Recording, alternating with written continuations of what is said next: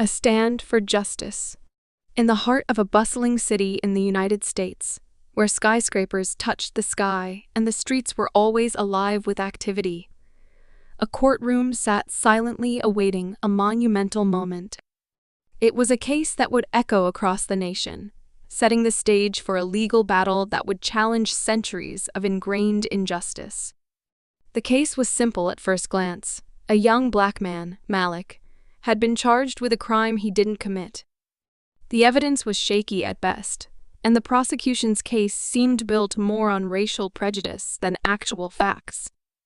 His lawyer, Ebony Williams, a sharp and charismatic black attorney known for her tenacity, had been working tirelessly for months to ensure Malik received a fair trial. But the judge presiding over the case, Judge Clayton Harris, was known for his biased rulings, often giving preferential treatment to white defendants while dismissing the rights of people of color. Ebony had faced him before, and she knew all too well that his prejudice ran deeper than just personal opinions. It was institutionalized, wrapped up in the very walls of the courthouse. However, she also knew that she could not and would not let that stand. The trial had been dragging on for days, and Ebony could feel the tension building in the courtroom.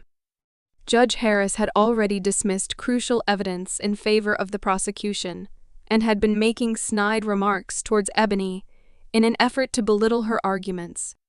The room had grown thick with tension, and Ebony, normally composed and controlled, felt the anger rise within her.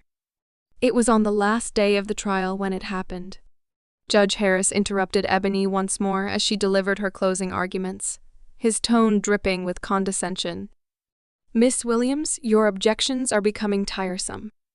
The facts of this case are clear," he sneered, before turning to the jury. "It seems you're grasping at straws." Ebony paused. The room fell silent. For a moment, the only sound was the subtle hum of the ceiling fan above.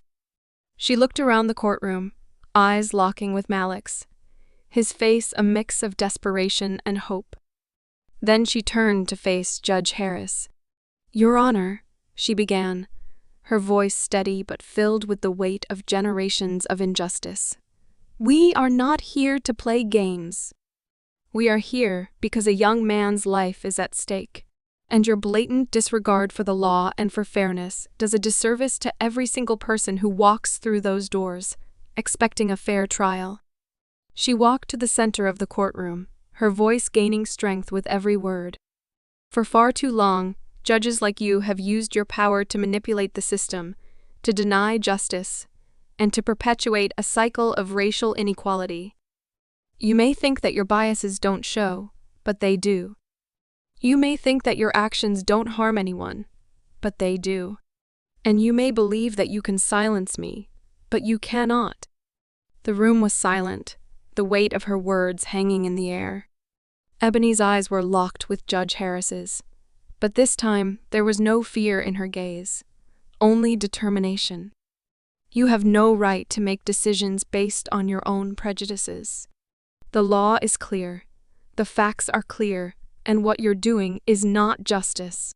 The entire courtroom held its breath. Ebony took a step back, and for the first time, she let her words sit with the room. Then she spoke again, her voice now filled with a quiet strength that seemed to ripple through the space. "This is not just about one case.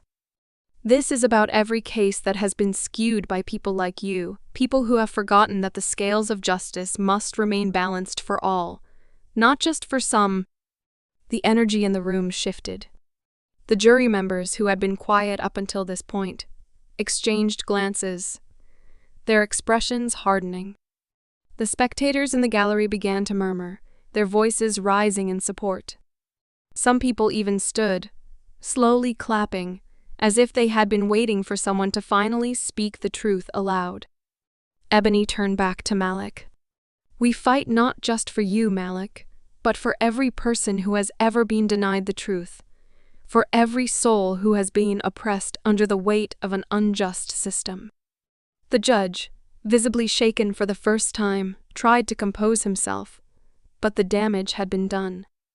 His power, once absolute in the courtroom, had begun to crumble in the face of Ebony's unwavering resolve.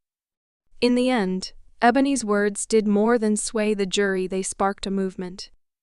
Her speech was picked up by news outlets, shared on social media, and debated in public forums. It became a rallying cry for justice reform, sparking protests and demands for accountability. The case was dismissed, and Malik was freed, but the impact of that day did not end in the courtroom. Ebony's courage, her refusal to be intimidated, and her commitment to speaking the truth ignited a fire in others. Lawyers, activists, and everyday citizens rallied behind her, demanding change.